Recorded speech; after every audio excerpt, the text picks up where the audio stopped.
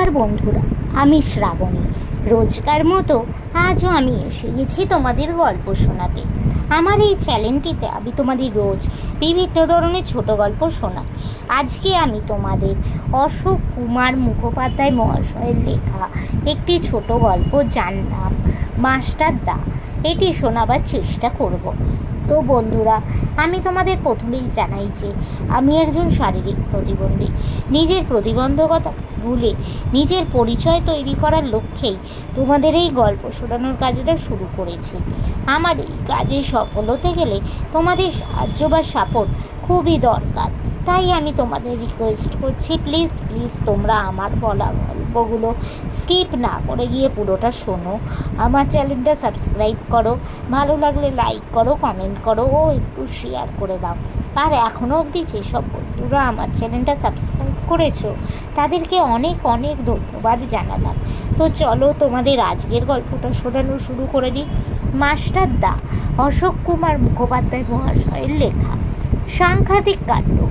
চট্টগ্রাম শহরের অল্প বয়সী কিছু ছেলে এক মাস্টার দাদার বুদ্ধিমতো ইংরেজ পুলিশের সঙ্গে লড়ে তাদের গোলা বারুদের ভাণ্ডারটিকে দখল করে নিয়েছে। আগুন লাগিয়ে দিয়েছে সেই অস্ত্রাগারে, আগুন লাগিয়েছে টেলিফোন আর টেলিগ্রাফের অফিসেও। ট্রেনে করে যে শহরে আসবে তারও উপায় নেই। দু জায়গায় রেলের লাইন ভেঙে ফেলেছে তারা, সেখানে মালগাড়ি উল্টে ট্রেন চলাচল বন্ধ। চট্টগ্রাম ইংরেজ শাসন থেকে মুক্ত, এমন এক ঘোষণা করেছে সেই ছেলের দল। ওরা পুড়িয়ে দিয়েছে ইংরেজ পুলিশ ঘাঁটিতে উঠতে থাকা ব্রিটিশ পতাকা, যার নাম ইউনিয়ন জ্যাক। সেখানে উড়ছে স্বাধীন ভারতের পতাকা। ভারতবর্ষ শাসন করতে এসে ইংরেজরা বোধহয় এমন মার এর আগে কমই খেয়েছে। তারা মনের সুখে রাজ্যপাট চালিয়েছে এতদিন। ভারতবাসী দিনের পর দিন খেটে গেছে, আর সেই খাটুনির সব ফল ভোগ করেছে সাদা চামড়ার ইংরেজরা। প্রতিবাদ করতে গেলে এদেশের মানুষের কপালে জুটেছে অত্যাচার। এদেশে রাজত্ব করতে এসে তাদের পস্তা একেবারে আকাশ ছুঁয়েছে। কোনো প্রতিষ্ঠানে সাদা চামড়ার লোক ছাড়া অন্য কারো ঢোকারও অনুমতি নেই। রেস্তোরাঁর গায়ে ঝুলছে নোটিশ, কালো চামড়ার লোক এবং কুকুরের প্রবেশ নিষেধ। এমন অন্যায় তো বেশি দিন চলতে পারে না। প্রতিবাদ হবে, প্রতিরোধ গড়ে উঠবেই। ঠিক যেন রূপকথার রাজপুত্রদের মতো লড়াই করে দেশ থেকে দানবদের তাড়াতে চেয়েছে চট্টগ্রামের এই ছেলের দল। তাদের মনে হয়েছে ভারতবর্ষের একটা জায়গা যুদ্ধ করে যদি ইংরেজদের তাড়ানো যায়, সারা দেশ তখন জেগে উঠবে।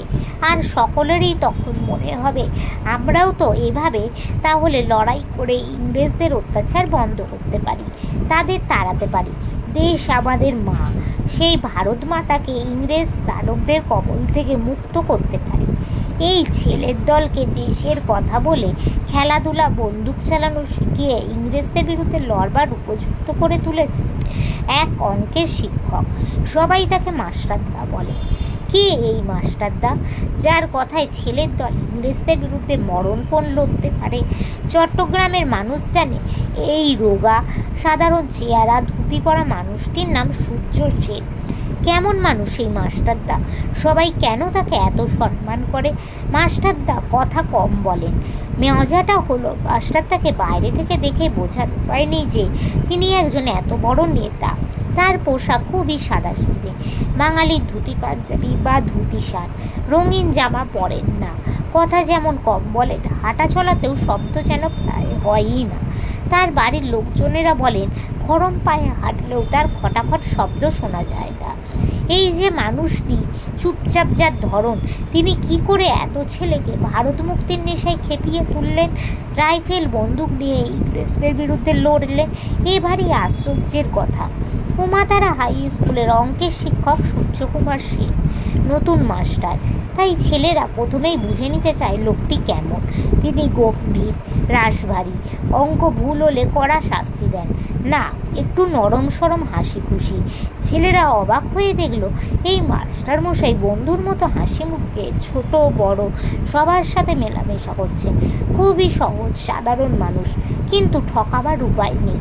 তার চোখের দিকে তাকালে কিছু লুকানো জানানো যায় না, তখনও তো সেরকমভাবে তার নাম চারিদিকে ছড়িয়ে পড়েনি। তবু সেদিন ছাত্রদের মনে হয়েছিল এ মানুষটি অন্যরকম। তার কথা মতো ছাত্ররা ভোর 4টের সময় ঘুম থেকে উঠে ময়দানে গিয়ে ব্যায়াম করত, সংস্কৃত শ্লোক আবৃত্তি করত।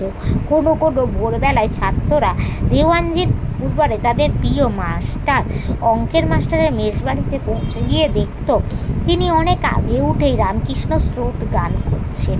রামকৃষ্ণ বিবেকানন্দ ছিলেন তার আদর্শ পুরুষ। ছেলেদেরও তিনি এই দুই মনীষীর ভক্তির ত্যাগ তেজস্বিতার আদর্শে গড়তে চেয়েছিলেন।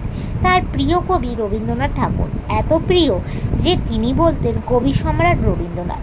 শুধু বলা নয়, রবীন্দ্রনাথের বহু কবিতা ছিল তার মুখস্থ। পরে জালালাবাদ পাহাড়ের লড়াইয়ের আগেও রবীন্দ্রনাথের গান কবিতা শুনেছেন তিনি।